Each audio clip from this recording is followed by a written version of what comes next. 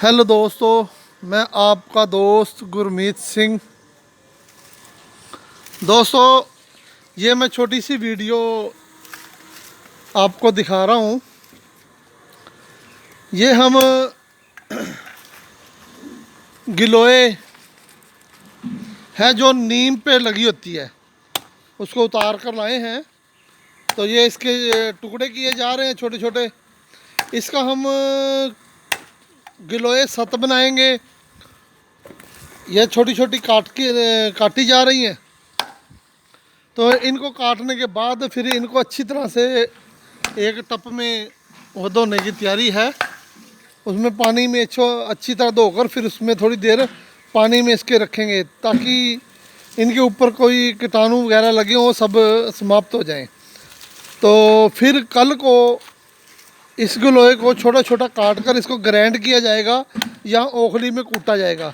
कूटने के बाद दोस्तों फिर इसको निथार कर ऊपर से सब सामान निकाल दिया जाएगा और नीचे सत गिलो मिलेगा हमें वाइट कलर में। तो ये असली सत गिलो होता है। तो ये हम जो बना रहे हैं ये नीम पे चढ़ी हुई का सत गिलो है, यह सबसे बेस्ट बनेगा। तो दोस्तों, बहुत से लोगों ने मैंने नुस्खे बताए हैं। ये वीडियो बनाने का मतलब ही यही है कि आप किसी ने जो नुस्खे बनाए वो फेल कहाँ से होते हैं। बाज़ार में से हम लोहे का सत लेके आते हैं या कोई चीज़ लेके आते हैं तो वो नकली मिलती हैं, केवल नकली, उनमें वो जान नहीं होती।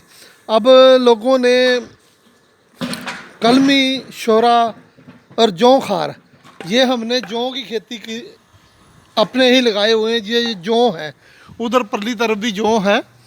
तो जौ को खेतों में भी जौ हम उगवाते हैं, उनसे लेकर फिर उनका सत निकालते हैं, यानी कि जौ को जलाकर तो फिर उसका नमक बनाते हैं। जैसे मैंने चिरचटे का नमक बताया है, तो वो नमक बनता है। वो कम से कम आपको 250-300 रुपये से कम तोला नहीं पड़ेगा।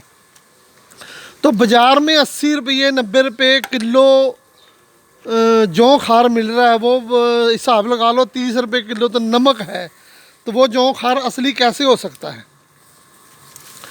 तो वो केवल नमक ही है। तो इसलिए जब चीज़ें अच्छी नहीं होती तभी उनका रिजल्ट नहीं मिलता। आप कोई सा भी नुस्खा बनाओ, पहले उसको ये करें, हर चीज़ आपकी जांच की होनी चाहिए, पहचान की होनी चाहिए, नहीं तो वो फल नहीं देती। नुस्खे में नुक्स नहीं होता, नुक्स होता है जो हम जड़ी बूटियाँ लेते हैं। पंसारियों के पास जड़ी बूटियाँ जो आपको पहचान नहीं है तो वो कुछ भी दे देंगे या कोई प्राणी दे देंगे, तो उनसे आपका नुस्खा तैयार नहीं होता है। इसलिए मैं हमेशा बोलता हूँ कि हकीम लोग ही बनाएं, क्योंकि वो तो पंसारी के पास जाकर नुस्खा दे देता है, वो ले आकर पीस लेता है, फिर बाद में कहता है मुझे फ़ायदा नहीं हुआ। फ़ायदा ना होने का कारण यही है कि चीज़ों का असली ना होना। तो ये हम जब सत निकालेंगे तो अगर हुआ तो मैं छोटी छोटी वीडियो इसकी डाल दूँगा कैसे बनता है। तो ये जौ खार भी जब हम बनाएंगे तो फिर हम आपको दिखाएंगे जौ खार कैसे बनता है। दोस्तों, बिना मेहनत से कुछ नहीं बनता, तो मेहनत से ही जो कुछ बनता है। अब मौसम है मेथरों का, मेथी दाने का, मेथी बहुत उपलब्ध हो रही है। तो हम मेथी में से लोहा निकालेंगे। ये जो मेथी होती है ये लगी हुई है सामने, जिसकी हम भाजी बनाते हैं, भुर्जी बनाते हैं, जिसको हम खाने के लिए प्रयोग करते हैं मेथी। उस मेथी में से लोहा निकलता है जिसका कुश्ता ज़बरदस्त बनता है। तो वो भी किसी दिन मालिक ने चाहा तो मैं निकाल कर दिखाऊंगा आपको कि लोहा कैसे निकालते हैं मेथों में से। ये कुछ चीज़ें हैं जिनके काम करने का और तरीके हैं। अगर हम बाज़ार में से चीज़ें ले लेकर बना रहे हैं तो वो कभी फ़ायदा नहीं देगी। इसमें बहुत मेहनत है। पहले इसको तोड़ कर लेके आना, फिर इसको ऐसे काटना, फिर इनको कूट कर पानी में घोलना। घोलने के बाद आपको 30-35 किलो अगर गिलोय है उसमें से 2-2.5 किलो 200-250 ग्राम ही मुश्किल से असली सत मिलेगा। अगर आप हरियाली रखोगे तो ज़्यादा मिल जाएगा। अगर आप सत बनाते हो ओरिजिनल तो 2-250 ग्राम ही सत मिलेगा।